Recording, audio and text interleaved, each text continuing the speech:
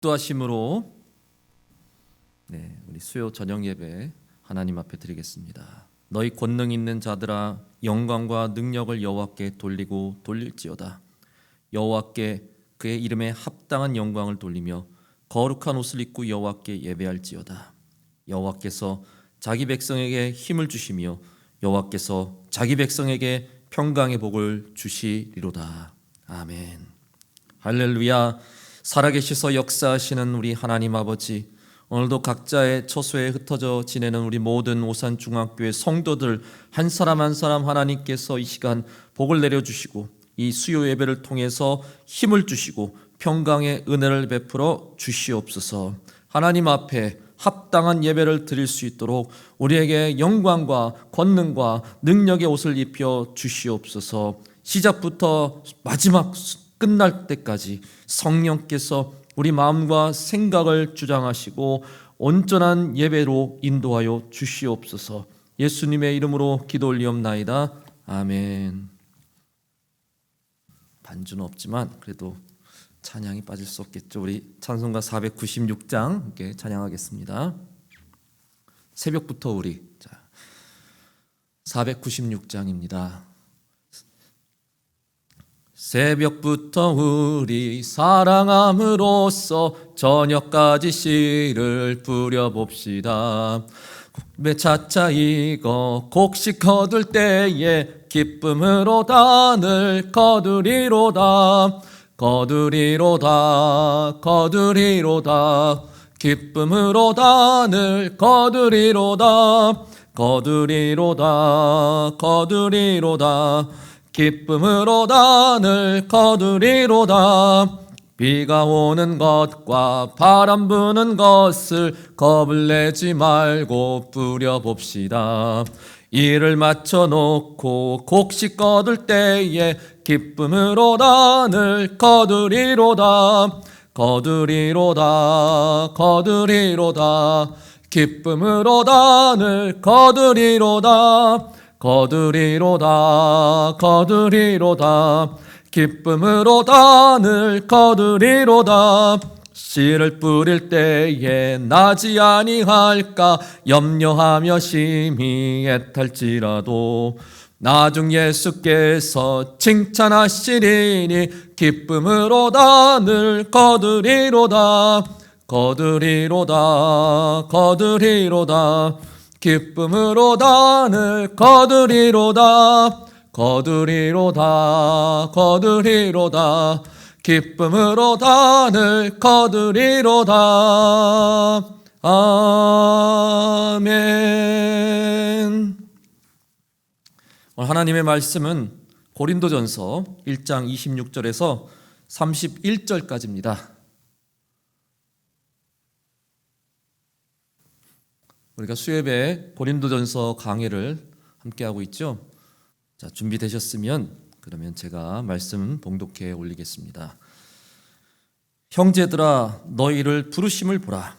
육체를 따라 지혜로운 자가 많지 아니하며 능한 자가 많지 아니하며 문벌 좋은 자가 많지 아니하도다. 그러나 하나님께서 세상에 미련한 것들을 택하사 지혜 있는 자들을 부끄럽게 하려 하시고 세상에 약한 것들을 택하사 강한 것들을 부끄럽게 하려 하시며 하나님께서 세상에 천한 것들과 멸시받는 것들과 없는 것들과 택하사 있는 것들을 패하려 하시나니 이는 아무 육체도 하나님 앞에서 자랑하지 못하게 하려 하심이라.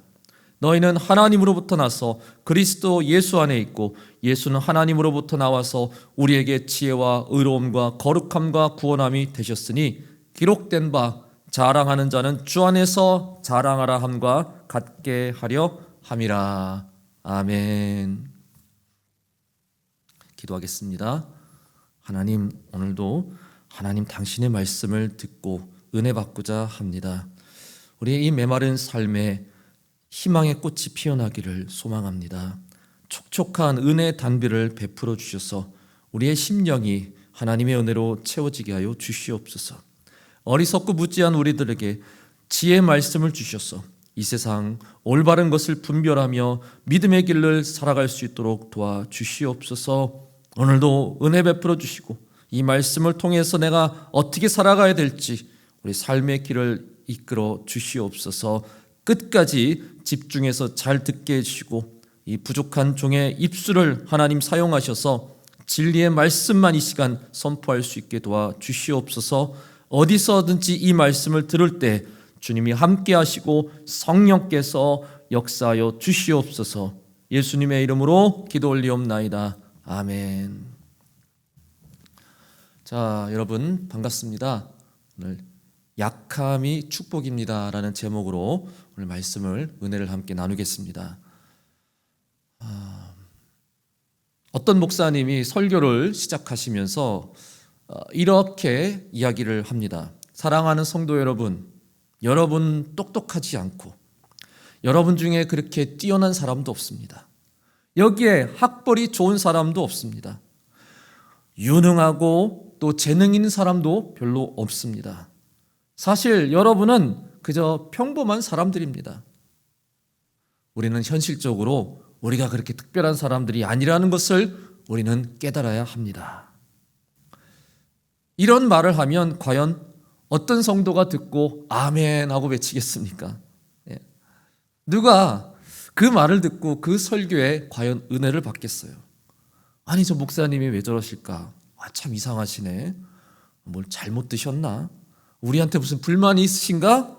아마 솔직히 그런 마음이 다 들지 않겠습니까? 보통 설교 때는 우리 목사님이 그냥 아주 칭찬을 막 그냥 하시는데 말이죠. 왜? 여러분은 다 하나님의 사랑받기 위해 태어난 사람들입니다. 여러분은 다 하나님이 보시기에 아주 존귀한 사람들입니다. 여러분은 다 이 세상에 둘도 없는 귀중한 사람들입니다. 여러분은 다 요셉같이 지혜롭고 총명한 믿음의 사람들입니다. 이런 말을 들어야 뭘 설교를 들어도 기분이 좋고 또 그래야 또 뭔가 은혜를 받은 것 같고 그렇지 않습니까? 근데 반대로 성도들에게 여러분은 모자릅니다. 여러분들은 부족합니다. 여러분들은 이 세상에 별 볼 일 없습니다. 이런 얘기를 들으면 누가 그 설교를 듣고 과연 은혜를 받았다라고 말할 수 있겠어요? 제가 그런 설교를 하겠습니까? 저도 못할 것 같아요. 물론 오늘 어느 비슷한 그런 설교를 해야 될 것 같지만 과연 어떤 목사님이 이런 설교를 했을까요? 강단에서 어떤 목사님이 이렇게 성도들이 듣기 끔찍한 이야기를 했을까요? 바로 다름 아닌 사도 바울입니다. 오늘 나오는 바로 사도 바울. 26절 보세요. 형제들아, 너희를 부르심을 보라. 육체를 따라 지혜로운 자가 많지 아니하며 능한 자가 많지 아니하며 문벌 좋은 자가 많지 아니하도다. 고린도 교인들에게 편지를 보냈잖아요. 뭐라고 합니까? 솔직해지자고 지금 얘기합니다. 솔직해지자고. 여러분 중에 그렇게 대단한 사람 없습니다. 솔직히 말하면 그렇다는 거예요. 지혜로운 자, 헬라의 아주 철학자들처럼 아주 높은 그런 교육을 받은 지적인 사람, 지식인이 없다는 겁니다. 능한 자, 아주 지위가 높은 권세 있는 사람들, 정치인이나 어떤 높은 자리에 있는 사람들이 이 고린도 교회 안에 하나도 없대요. 문벌 좋은 자, 사회적으로 상류 계급에 속한 사람들, 귀족들, 왕족들, 아주 이름 내놓을 만한 그런 사람들이 솔직히 이 고린도 교회에는 한 명도 없대요. 아마 고린도 교회 대부분 성도들의 구성은 그냥 평민들, 또 하급층들, 노예 계층들로 대부분 이루어지지 않았을까 그런 생각이 듭니다. 자, 알아요. 그래, 우리는 대단한 사람들이 아니야. 안 돼. 그렇다고 바울이 그렇게 노골적으로 고린도 교회 성도들에게 여러분들은 솔직히 이 세상에서 별 볼 일 없는 사람들입니다, 이렇게 말하는 건 좀 지나친 거 아닌가 그런 생각도 들죠. 이 편지를 읽고 이거 분명히 설교 시간에 강단에서 목사님이 이거를 낭독할 텐데 여러분들은 솔직히 별 볼 일 없는 사람들입니다, 이런 얘기를 들으면 시험 들지 않겠어요? 사도 바울이 왜 저러실까? 우리에게 불만이 엄청 많으신가? 물론 불만이 많죠. 불만이 많으니까 이렇게 하는 거겠죠. 바울이 이렇게까지 이야기하는 것은 우리가 지금까지 1장에서도 나눴지만 고린도 교회가 지금 네 파로 지금 나눠져 있다고 그랬죠. 바울파, 또 아볼로파, 또 어디예요? 게바, 베드로파, 그리고 그리스도파로 서로 나눠져서 서로가 자기네 파가 잘났다고 막 그렇게 막 자랑하고 상대방을 무시하고 멸시하고 막 서로 경쟁하는 그런 안타까운 모습이 바울에게 들렸다는 겁니다. 서로가 내가 잘났다고, 우리가 잘났다고 자랑하고 경쟁하는 그런 교회 안의 모습이 사도 바울이 이게 얼마나 어리석고 부질없는 짓인가라는 것을 따끔하게 경고하고 있는 메시지죠. 잘난 거라면 사도 바울만큼 또 잘난 사람이 또 어디 있겠습니까? 빌립보서 3장 5절에 나는 8일 만에 할례를 받고 이스라엘 족속이요 베냐민 지파요 히브리인 중에 히브리인이요 율법으로는 바리새인이요 율법의 의로는 흠이 없는 자라. 내가 아주 태어날 때부터 나는 아주 율법적으로 자란 사람이, 가말리엘 문화생으로서 당대 최고의 대학을 졸업한 사람이었습니다. 심지어 얼마 전에 고린도 교회 들리기 전에 아덴을 들렸죠. 아덴에서 당대 기라손 같은 최고의 헬라 철학자들과 설전을 벌일 정도로 바울은 진짜 어디 내놔도 부족함이 없는 그런 사람이었어요. 그의 기준에서는 솔직히 이 고린도 교회 성도들 대단한 사람이 없죠. 대단한 사람이 없어요. 하지만 그렇다고 바울이 자기 자신을 막 드러내고 막 자랑하려는 게 아니에요. 나는 대단하고 여러분은 별 볼 일 없습니다. 그런 얘기를 하는 게 아니에요. 바울은 자기의 자랑도 다 뭐라고 배설물처럼 다 여기고 버렸다라고 그렇게 고백을 했죠. 세상적으로 자랑할 거, 뽐낼 게 참 많은 사람이지만 그걸 다 쓸모없는 것으로 다 여겨버렸다. 왜? 그리스도만 자랑하기 위해서 다 버렸다라고. 오늘 31절에도 기록된 바 자랑하는 자는 주 안에서 자랑하라, 이렇게 말씀하고 있습니다. 사랑하는 성도 여러분, 따지고 보면 우리가 그렇게 잘난 사람들은 또 아니죠. 저도 참 목사지만 참 대단한 아주 뜨겁고 유능한 목사님들 보면 저도 그냥 가끔씩은 나도 참 부족한, 참 모자란 그런 사람인가 보다, 그런 생각이 많이 들 때가 있어요. 근데 비교를 하자는 게 아니고 우리 인간 자체가 다 솔직히 좀 부족하고 연약하고 모자란 존재다라는 것을 말씀드리는 겁니다. 이 코로나 바이러스를 통해서도 우리가 얼마나 나약한 인간인지, 얼마나 모자르고 얼마나 어리석은지, 또 이걸 통해서 그냥 막 자기 이득을 취하려는 얼마나 사악한 사람들인지 다시 한번 우리가 깨닫게 되는 것 같습니다. 최첨단 의학 기술을 자랑하는 이 지금 현대인들이 그 바이러스 하나, 그 작은 바이러스 하나 고치지 못해서, 치료하지 못해서 수많은 사람들이 죽고 사회 전체가 지금 마비가 돼가고 있습니다. 학교가 문을 닫고, 유치원이 문을 닫고, 심지어 교회도 문을 닫고, 장사도 안 되고, 식당도 문 닫고, 여행도 다 취소되고, 공항도 문 닫고, 결혼식도 문 닫고, 난리가 아니에요, 난리. 다 그 바이러스, 그 눈에 보이지도 않는 그 바이러스, 그 벌레 하나 못 잡아서 우리가 이렇게 지금 사회가 마비가 된다니요. 그러니까 어쩌면 그 바이러스보다도 우리가 연약한 존재가 아닌가, 그런 생각이, 그 바이러스가 우리를 이렇게 영향을 끼치는 거 보면 그 벌레 하나만도 못한 존재가 우린가 보다라는 생각이 들기도 합니다. 성경에서는 다윗이 자신을 벌레라고 그렇게 얘기했었죠. 시편 22편 6절에 나는 벌레요 사람이 아니라 사람의 비방거리요 백성의 조롱거리이니이다. 위대한 왕, 이스라엘의 최고의 왕 다윗이 자기 자신을 벌레로 여겼다. 그러면 우리는 뭐가 되는 겁니까? 다윗이 자기 자신을 벌레라고 여기면 우리는 뭐가 되는 겁니까 도대체? 사도 바울도 자신을 죄인 중에 괴수다라고 고백했죠. worst of worst, 아주 최악질 중에 악질이다고 자기가 그렇게 고백을 해요. 아니 사도 바울이 자신을 그렇게 고백하면 우리는 도대체 우리 자신은 뭐가 되는 겁니까? 악질 중에 더 악질 중에 더 악질, 어떻게 참 왜 그렇게 자신을 그렇게 폄하할까? 그 사도 바울이 왜 고린도 교회 성도들에게 우리는 이렇게 힘없고 연약하며 부족한 자격 없는 그런 존재라고 그렇게 얘기를 하는 걸까요? 왜 그렇게 우리 자신을 그렇게 부정적으로 바라보고 있는 겁니까? 그 이유는 우리가 연약하기 때문에, 우리가 미련하고 부족하기 때문에, 그것이 바로 하나님이 우리를 택하신 이유다라고 설명하고 있어요. 27절 보시죠. 그러나 하나님께서 세상의 미련한 것들을 택하사 지혜 있는 자들을 부끄럽게 하려 하시고 세상의 약한 것들을 택하사 강한 것들을 부끄럽게 하려 하시며.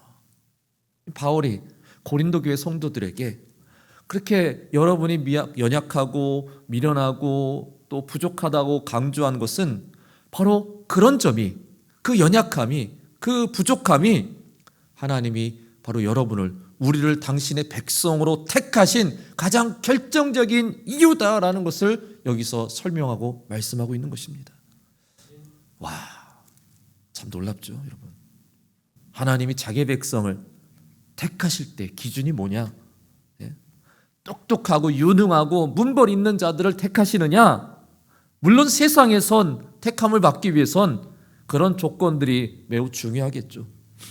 그런데 하나님은 당신의 백성을 택하실 때는 그런 조건을 보지 않으신다는 거예요. 세상의 기준과는 정반대로 하나님은 어리석고 미련하고 부끄럽고 연약한 자들을 오히려 그걸 기준으로 당신의 백성들을 택하신다라는 사실, 여러분 꼭 기억할 수 있기를 바라겠습니다. 그렇다면 우리가 미련하고 연약하여도 그게 그렇게 부끄러울 일이 아니란 사실입니다. 오히려 그것 때문에 내가 하나님께 택함을 받았다, 감사할 조건이 된다는 사실입니다. 아, 내가 미련하고 연약해서 그래서 하나님이 나를 당신의 백성으로 택하셨구나. 그러니까 사도 바울이 고린도 교회 성도들에게 여러분은 다 부족한 사람들이에요, 미련한 사람들입니다, 그렇게 외쳤을 때 그 말을 듣고 시험 들면 안 되는 거예요. 오히려 아이고 그렇구나, 감사하네, 그래서 내가 하나님의 택함을 받은 거구나, 이렇게 감사하는 마음이 오히려 들어야 된다는 겁니다. 그냥 그 첫 번째 구절만 읽고 사도 바울이 왜 그러는가, 우리한테 불만이 많은가, 우리는 뭐 시험을 주려고 하는가, 뭐 자기 자랑하려고 막 이러는가, 그게 아니고 연약한 우리를 그래도 하나님이 택하셨으니 그 감사해야 되지 않겠느냐. 내가 오히려 똑똑하고 유능하고 문벌 있고 세상에서 강한 사람이었다면 하나님이 나를 택하지 않으셨을 수도 있다는 것. 그리고 이 지금 아름다운 이 성도들이 모인 이 고린도 교회에 내가 들어있지 않았을 수도 있다는 것. 그럴 수도 있다는 사실이에요. 이게 솔직히 별로 그렇게 감사할 일이 아닌 것 같은데, 근데 또 이렇게 말씀하니까 이게 또 그렇게 감사할 일이 되네요. 사랑하는 우리 오산중앙 성도 여러분, 감사할 일이 아닌 것 같아도, 감사할 일이 별로 없는 것 같아도 여러분 하루하루 하나님께 감사하며 살아가시기를 간절히 축원합니다. 왜 이렇게 나는 미련할까? 왜 이렇게 나는 부족할까? 왜 이렇게 나는 연약할까? 왜 맨날 나는 이렇게 어디가 아프고 어디가 힘들고 뭐 일 하나 제대로 못하고 왜 이렇게 무능력한 것 같고, 물론 항상 그렇게 살면 안 되겠지만 그럼에도 그런 나를 택하신 하나님, 그럼에도 나를 택하신 하나님, 도대체 뭘 보고 나를 택하셨을까? 나의 연약함을 보고 택하셨대. 도저히 우리 생각으로는 잘 이해가 되진 않지만 그래도 그걸로 하나님이 나를 택하셨으니 그래, 나를 연약함을, 나의 부족함을 오히려 감사하는 그런 마음을 갖고 살아가는 우리 모든 저와 여러분 될 수 있기를 주님의 이름으로 간절히 축원합니다. 왜 하나님은 미련하고 연약한 자들을 택하시는 걸까요? 왜 그렇습니까? 보통은 우리 인간은 자기가 똑똑하고 유능하고 높은 권세에 오르고 강하다고 생각하면 교만에 빠지기 쉽기 때문이죠. 거의 99% 교만에 빠진다고 보시면 됩니다. 하나님은 결코 교만한 마음을 가진 사람을 자기 백성으로 택하지 않으십니다. 아니, 택하셔도 그 사람은 하나님의 백성이 될 수가 없어요. 오늘 새벽에 나눈 말씀에 바리새인들 얼마나 교만한지 몰라요. 예수님께서 하나님의 능력의 권세로 막 병고침에 막 기적을 베푸시는데, 그렇게 하셔서 맹인들을 눈을 뜨게 하시고 뭐 말을 못하는 자를 입을 열게 해주시고, 이게 다 구약에서 장차 도래할 메시아가 나타낼 능력이라는 것이 구약 성경에 다 적혀져 있고 그대로 예수님이 행하셔서 봐라, 내가 바로 이 세상을 구원할 메시아다는 것을 증거하시는데도요, 바로 앞에 분명한 그 증거들이 나타나는데도 이 바리새인들은 하나도 믿질 않아요. 오히려 예수님을 사탄의 졸개다, 이렇게 막 비하하고 이렇게 막 비난하는 겁니다. 왜 믿지 않을까요? 눈앞에서 다 정말 증거가 나타나는데도 왜 믿지 않습니까? 교만하기 때문에. 교만하기 때문에. 그들의 기준에서는 나사렛 출신 가난한 목수 집안에서 자란 저 예수란 사람이 도무지 우리 나라, 우리 민족의 구세주가 될 리가 없다, 인정을 할 수가 없는 거예요. 가난하고 연약하고 미련하고 힘없는 자들이 바로 하나님을 가장 간절히 찾는 사람들이 될 것입니다. 세상의 모든 좋은 것들을 다 갖춘 사람들, 그런 사람들이 과연 영적인 갈급함이 있을까요?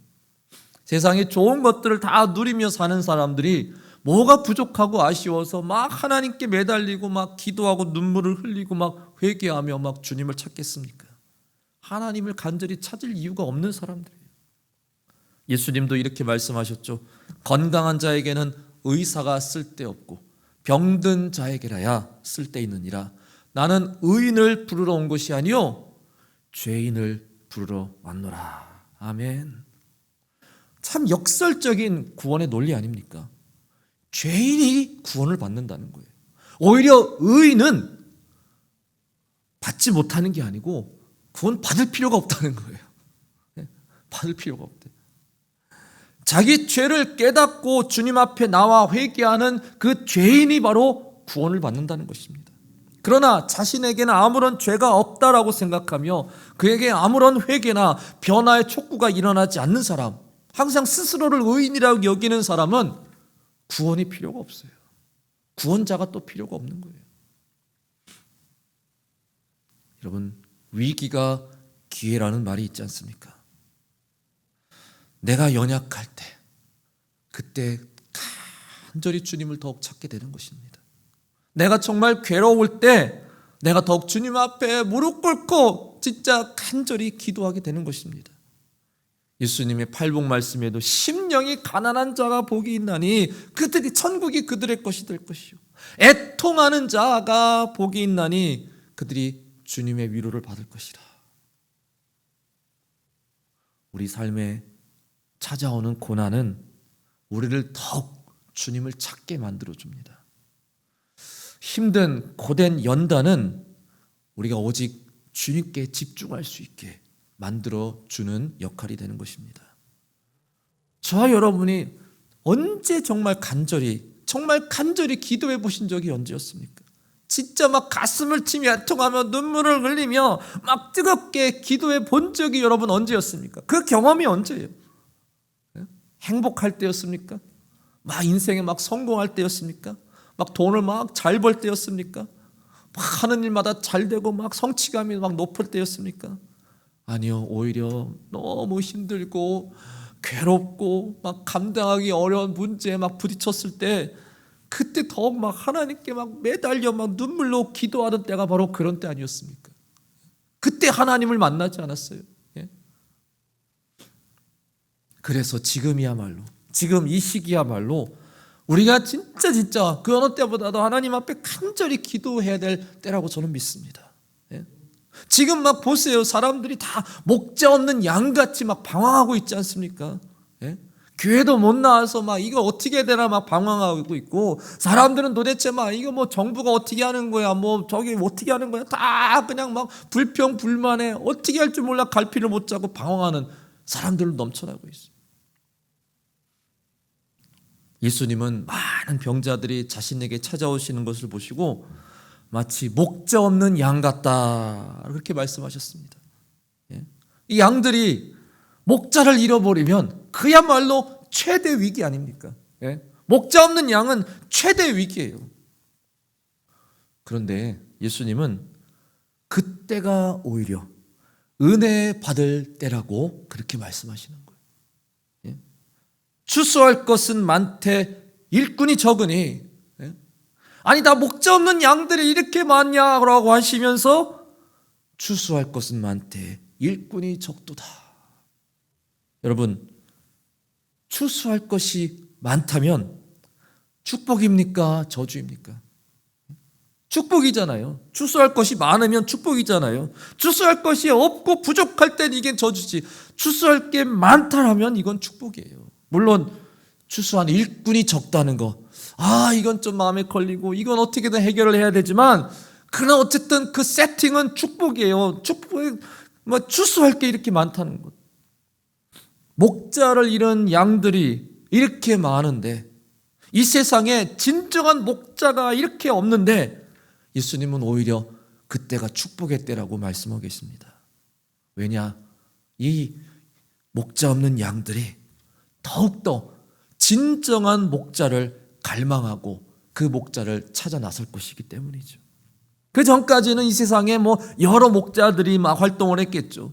그저 그런 목자들, 자격이 좀 부족한 목자들, 그냥 자기 이기심에 자기 중심적으로 그냥 막 살아온 목자들, 여러 훌륭한 목자들도 있겠지만 그냥 그저 그런 목자들로 다 있었는데, 목자들이 없어요. 양들이 목자를 이렇게 막 갈망해요. 이제는 정말 진정한 목자를 우리가 소망하고 찾아야겠다. 양들이 이제 그런 마음을 갖게 되는 겁니다. 그 전까지는 그저 그런 그냥 평범한 영적인 삶을 살아왔다면, 목자가 없는 이 혼돈과 위험과 방황 속에서 우리는 진정한 우리 인생의 목자를 만나야겠다라는 갈급함이 드디어 우리 마음속에 들기 시작한다는 거예요. 사랑하는 성도 여러분, 지금 보여지는 세상 정말 우리 다 목자 없는 양과 같이 막 방황하고 막 불안해하고 있지 않습니까? 사람들이 정부를 불신하고, 또 대통령도 막 불신하고, 정치인들을 막 불신하고, 방송, 언론, 매체 다 불신하고, 이제는 교회도 목사님들도 막 불신하고요. 이제 다 아무도 믿지 못하겠다. 목자 없는 양같이 방황하는 그런 시대입니다. 이때를 우리는 오히려 기회로 삼아야 돼요. 이때야말로 진정한 우리 인생의 참된 목자를 만날 때라는 것을 우리는 기억해야 할 것입니다. 지금 방황하고 있는 많은 사람들, 사실 그들은 지금이 예수님을 만나기 가장 좋은 때라는 것을 우리는 인식해야 된다는 사실이에요. 사람들은 지금 더 부정하죠. 예수를 믿고 저 기독교 저 교회 다 엉터리야, 이상해, 그렇게 비난하고 욕을 하지만, 사실요, 그들 마음속 깊이는 더욱더 그들의 인생에 참된 목자를 갈급해하고 있다는 사실인 거예요. 말은 그렇게 하지만, 그래서 우리는 이 때를 추수의 때로, 그 추수의 기회로 때로 여기고, 우린 더욱 하나님 앞에 간절히 우리는 기도하는 때가 되어야 되는 것입니다. 지금 흩어지면 안 되고, 우리 마음이, 우리 영이 합하여서 함께 합심해서 기도해야 될 때는 것입니다. 추수할 것이 많되 추수할 일꾼이 적습니다. 주님, 이 많은 것들을 추수할 수 있게 주님 역사해 주시옵소서. 사람들이 방황하지 말고 진정한 인생의 목자를 만나게 해 주시옵소서. 얼마나 갈급한 심령들이 많은지 몰라요. 저와 여러분도 갈급한 심령들이 되시길 바랍니다. 지금 더욱더 갈급한 마음을 주님 앞에 고백하시기 바랍니다. 우리 인생의 진정한 목자이신 우리 예수님을 꼭 만나시기를, 이 어려운 상황 속에서, 이 혼란스럽고 괴로운 상황에서 예수님을 꼭 만날 수 있기를 주님의 이름으로 간절히 축원합니다. 29절 보시면, 이는 아무 육체도 하나님 앞에서 자랑하지 못하게 하려 하심이라. 하나님 앞에서 아무도 자랑하지 못한다. 왜요? 하나님도 자랑하지 않으시기 때문입니다. 하나님도 아무것도 자랑하지 않으시는데, 하나님의 종인 하나님 백성 우리가 하나님 앞에서 뻔뻔스럽게 어떻게 자랑을 할 수 있겠어요? 예수님이 이 땅에 오실 때 뭘 하나 가지고 오신 게 있습니까?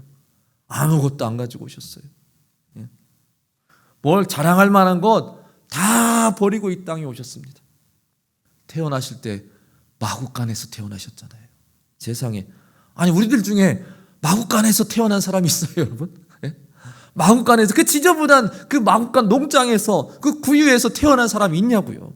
예? 아무도 없잖아요. 그야말로 가장 초라한 탄생을, 야, 어떻게 이런 데서 태어나실 수 있을까? 정말. 그리고 예수님 시골 나사렛 동네에서 자라셨어요. 사람들이 뭐 나사렛에서 뭔 선한 사람이 나타날 수 있겠느냐, 아주 얼마나 무시를 당하셨는지 모릅니다. 12제자를 택하셨는데 그 중에 뭐 문벌 좋은 자, 지혜로운 자, 세상에 능한 자 한 사람 없었습니다. 사역을 하시면서 불쌍한 사람들을 외면하지 못하시고 그냥 하나님의 능력으로 막 그 사람들을 도우시고 기적을 나타내셨을 때 그걸로 자기를 드러내려고 하지 않으시고 아주 철저하게 아무한테도 말하지 마라, 아무한테도 나에 대해서 말하지 마라, 자신의 신분을 감추셨습니다.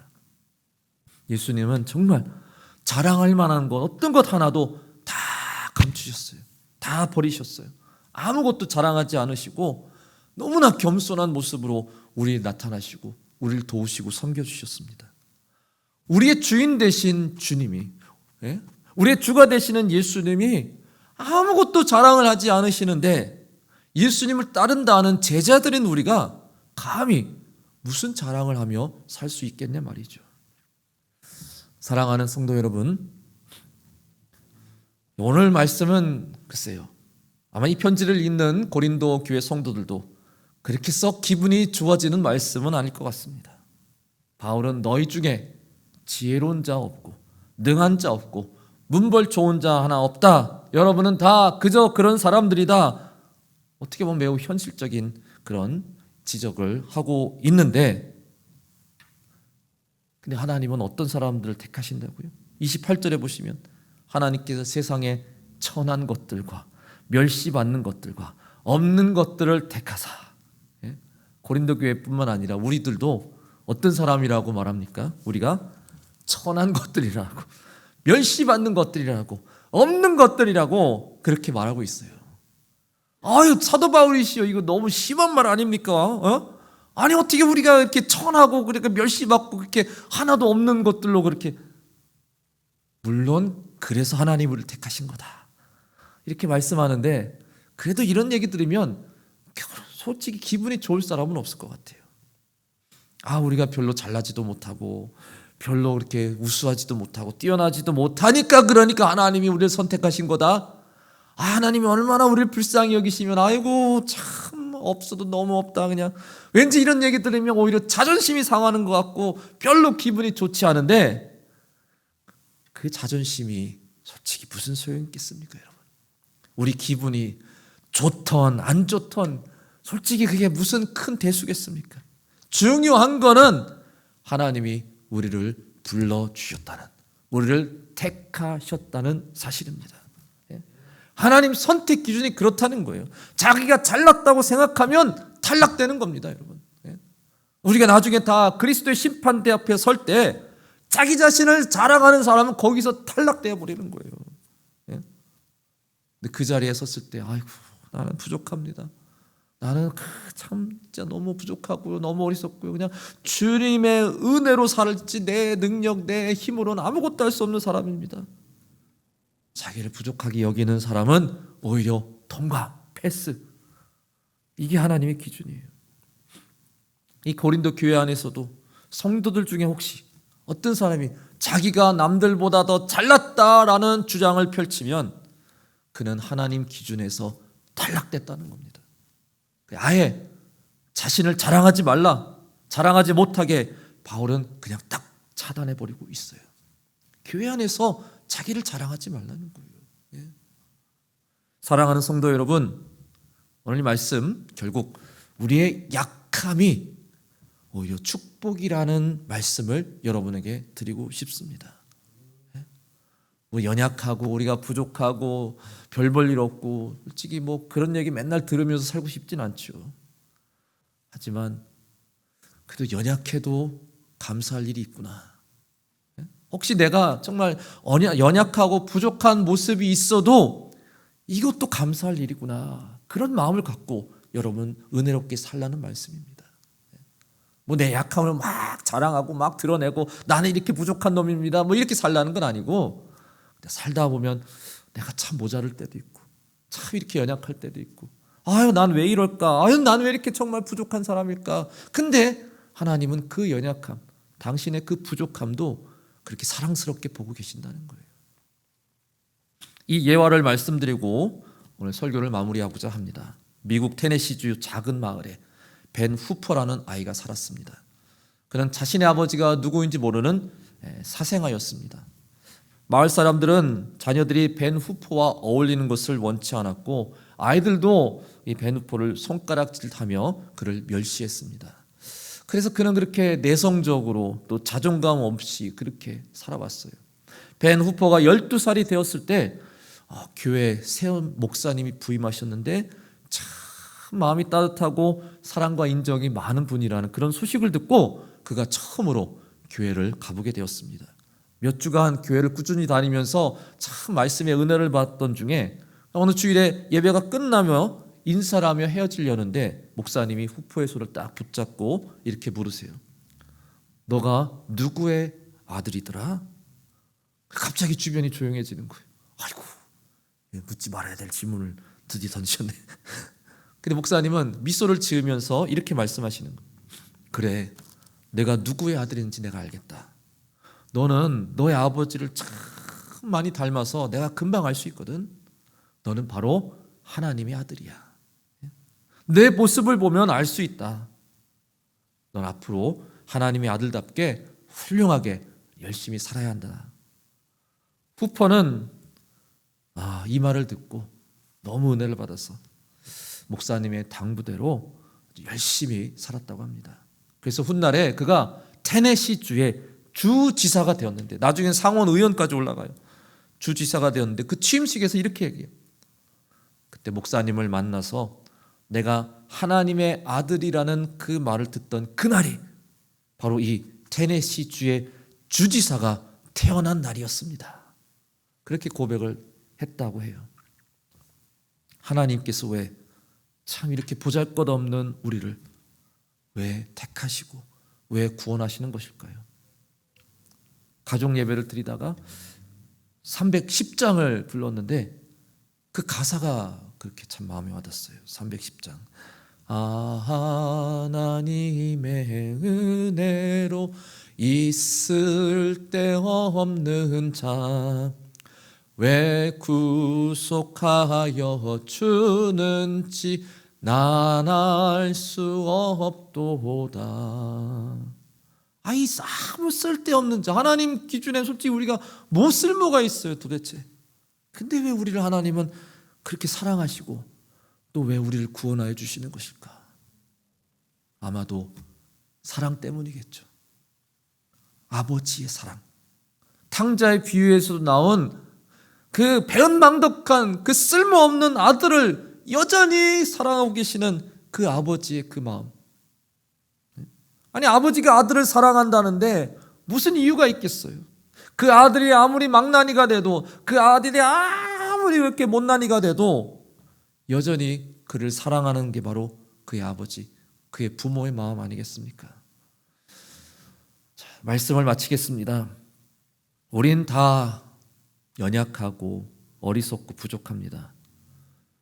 그런데 그 연약함을 깨닫는 것이 오히려 축복인 줄로 믿습니다. 왜요?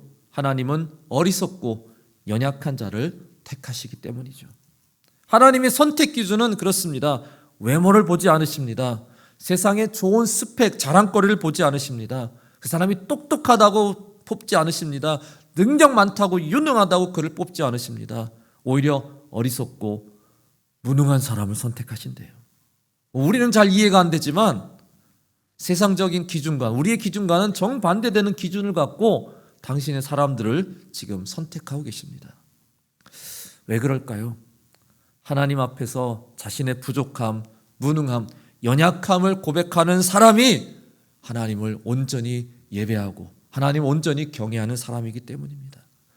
내가 부족하니까 하나님을 찾게 되는 거지, 내가 다 갇혀있고 넉넉하고 내 힘으로 해결할 수 있는 사람이 하나님이 왜 필요하겠습니까? 자신이 약한 존재임을 아는 것이. 그래서 나에겐 내 인생에 하나님이 필요하다는, 구세주 예수 그리스도가 꼭 필요하다는 것을 아는 사람이 이 세상에서 가장 복된 사람인 줄로 믿습니다. 그래야만 하나님의 선택을 받습니다. 그래야만 우리가 구원을 받습니다. 하나님이 나의 힘과 능력이 되주셔야 살겠다는 사람이 구원받게 되는 줄로 믿습니다. 사랑하는 성도 여러분, 하나님께서는 때로 우리를 약한 자리로 밀어 넣으실 때도 있습니다. 우리를 미워하셔서가 아니라 우리에게 하늘의 권능을 덧입어 살게 하려 하시기 때문인 것입니다. 하나님께서는 때로 우리로 나는 아무것도 아닙니다 라고 고백할 수 있게 만드십니다. 그래야만 우리가 우리 스스로의 힘으로가 아닌 주님의 손을 꼭 붙잡고 믿음의 승리자로 살 수 있기 때문입니다.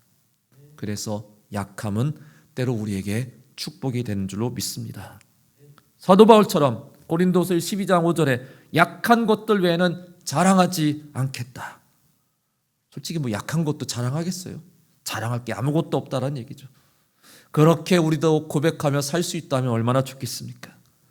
매일매일 우리가 이러한 고백처럼 살지 못한다 할지라도 때로 약한 내 모습을 보면서 이것도 은혜이구나, 이것도 축복이구나, 하나님은 이것도 사랑스러워 하시는구나, 그런 마음을 갖고 여러분 삶의 어려움과 고난 속에서도 감사하며 사는 저와 여러분 다 되시기를 주님의 이름으로 간절히 축원합니다. 기도하겠습니다.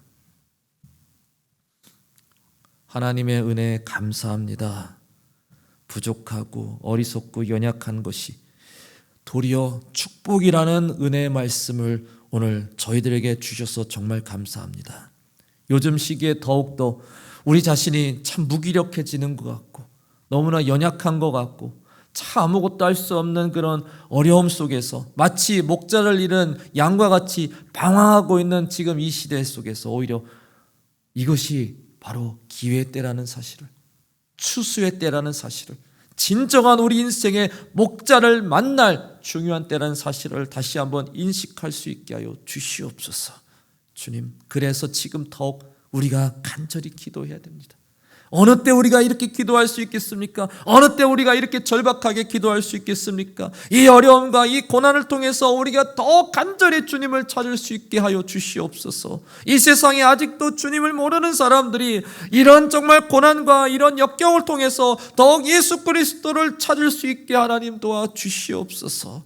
주님, 우리가 흩어져 지내고 있지만 마음으로 영적으로 늘 하나가 되게 하여 주시옵소서. 십자가 밑에 우리 마음이 하나가 되게 해 주시옵소서. 오늘 이 수요 저녁 예배를 통해서도 하나님, 우리 오산중학교 모든 성도들이 성령 안에서 연합할 수 있게 하여 주시고 온전히 하나님께 한 목소리 한 마음으로 예배드릴 수 있도록 도와주시옵소서. 빨리 모든 것이 회복되길 소망합니다. 그래도 회복이 있기 때문에 우리가 소망을 가질 수 있는 것 아닙니까? 다시 예배가 회복되길 원합니다. 우리의 교회가 회복되길 원합니다. 우리의 믿음이 다시 뜨겁게 회복되길 원합니다. 속히 역사해 주시옵소서. 주님, 지금 어려워하는 사람들이 너무나 많습니다. 다시 한번 우리에게 희망을 주시옵소서. 주님, 지금 전 세계에 고통받는 사람들이 너무나 많습니다. 우리나라를 통해서 많은 민족과 나라들이 희망을 얻게 도와주시옵소서. 오늘 이렇게 감사하는 말씀 주셔서 우리가 살면서 자랑하지 않게 해주시고 교만해지지 않게 해주시고 늘 항상 부족한 가운데서도 더욱 주님을 간절히 찾는 우리의 성도들 되게 하여 주시옵소서. 예수 그리스도 이름으로 간절히 축복하며 기도합나이다. 아멘. 우리 주기도문으로 예배 마치겠습니다. 하늘에 계신 우리 아버지여, 이름이 거룩히 여김을 받으시오며 나라 임하옵시며 뜻이 하늘에서 이루어진 것 같이 땅에서도 이루어지리다. 오늘날 우리에게 일용할 양식을 주옵시고 우리가 우리에게 죄 지은 자를 사하여 준 것 같이 우리의 죄를 사하여 주옵시고 우리를 시험에 들게 하지 마옵시고 다만 악에서 구하옵소서. 대개 나라와 권세와 영광이 아버지께 영원히 있사옵나이다. 아멘.